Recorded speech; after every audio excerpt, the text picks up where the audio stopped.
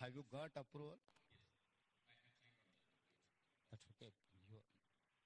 You have signed, but are you competent authority to sign? That is what tomorrow you will say that I am not authorized person, sir. Just time being I have signed, or otherwise just time being I was addressing issues. If that is the case, someone has to take responsibility. No, that authorized letter is there. Dan Kishore, have you checked his authorization?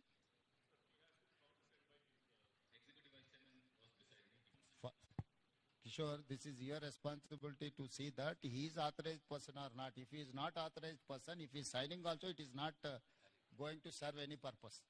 It is not valid also. You cannot take just like that any unauthorized person. First, board has to give some authorization to this person. Then this person can negotiate. This person can take a decision. If he is not competent authority, we are going to deal with him also. Tomorrow they will say that he is not authorized person. How come he has? No, Mr. Jacob. His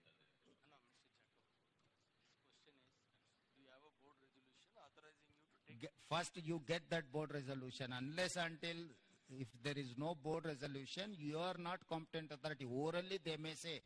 Tomorrow they will say that he is not authorized person. He is looking after crisis management. He is not competent authority to negotiate with this deceased people or government. Tomorrow it will become a legal issue for department as well that deceased families.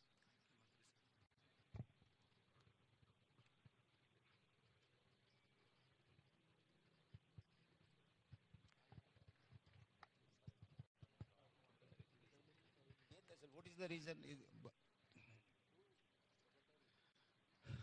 Director factories ఎవరున్నారా? Director factories ఏం పేరు నీ పేరు? Rajagopal. Have you నువ్వు inspections ఇవన్నీ చేసినావా?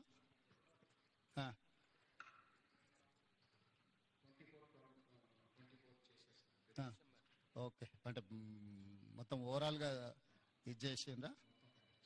ఏమన్నా issues ఉంటే ఫైండ్ అవుట్ చేసి వాళ్ళకి ఏమన్నా షార్ట్ లిస్ట్ ఏమన్నా ఇచ్చిండ్రా?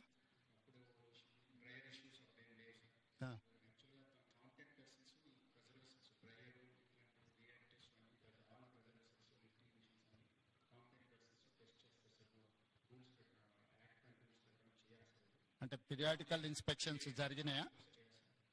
అంటే ర్యాండమ్ చేస్తారా, స్పెసిఫిక్ గా డ్రైయర్ చేసిండ్రా? దానికి ఏమైనా మీకు కంప్లైంట్స్ ఉందా?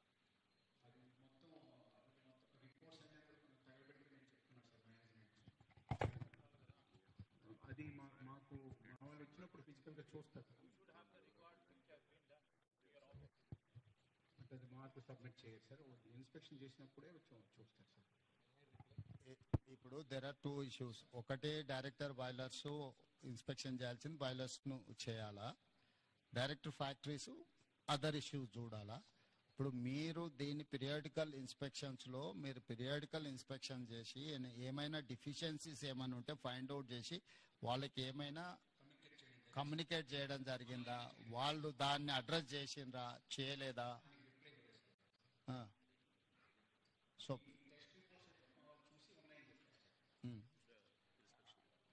Okay. The mic, I will reply. Mukhyamantri garu, the inspection report is very clear. It is a detailed report. They have found out, they have brought it to their attention. What are the lacunas in the plant? They are supposed to rectify this. So I just told Secretary garu, we'll also come up with a rule that whenever an inspection takes place, within 6 months they have to get an action taken report. They don't have an action taken report because they say that they have to take care of those points. So here, actually, the reason of the explosion, whatever has happened, that they are not able to understand why it has happened. It's mainly in such industries, it is because of the dust. And in this kind of an industry, there is an electrostatic current which is there. So because of this combination of this dust and micro crystalline cellulose being a combustible point, it burst and it is created. So I was telling Mr. Jacob, for these kind of industries, there will always be some safety angle which needs to be done. I think that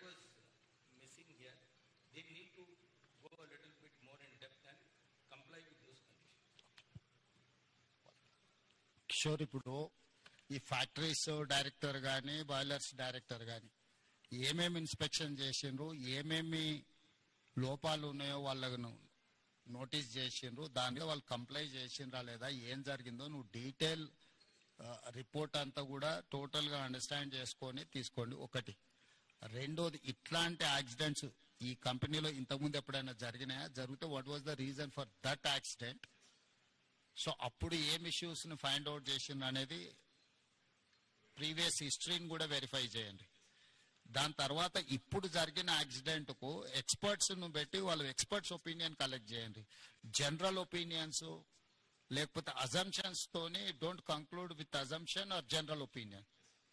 I need specific reason for this accident, then only we can address. ఇప్పుడు ఈ రోజు ఇక్కడ జరిగింది, ఇట్లాంటి similar ఇతర పరిశ్రమలలో కూడా ఇట్లాంటి సమస్య రాకుండా ఉండాలంటే మనం ఏం ఇన్స్ట్రక్షన్స్ ఇవ్వాలి, వేటి మీద ఫోకస్ పెట్టాలనేది కూడా మనకు అర్థం కావాలి. దీని నుంచి మీరు నేర్చుకోవాల్సింది, దీని నుంచి చూడాల్సింది రెండు ఉన్నాయి.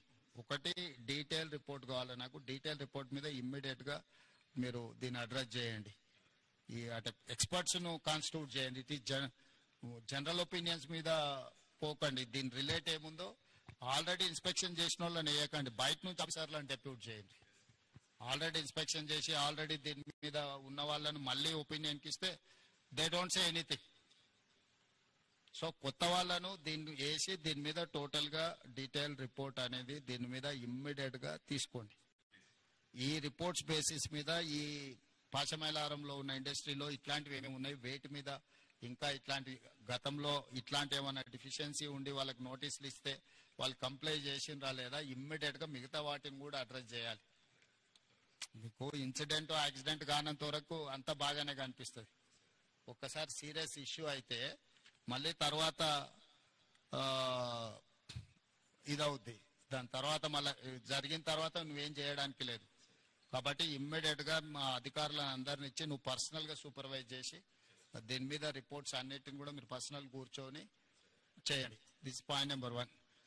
రంగనాథ్, మీరు ఎవరి డిజాస్టర్ మేనేజ్మెంట్ ఎవరు లీడ్ చేస్తారు?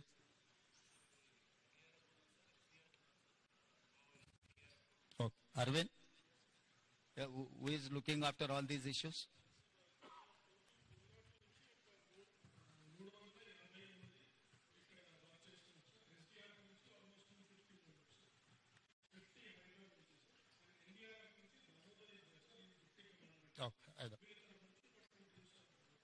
కరెక్ట్. ఈ అన్ని టీంలను ఎవరు కోఆర్డినేషన్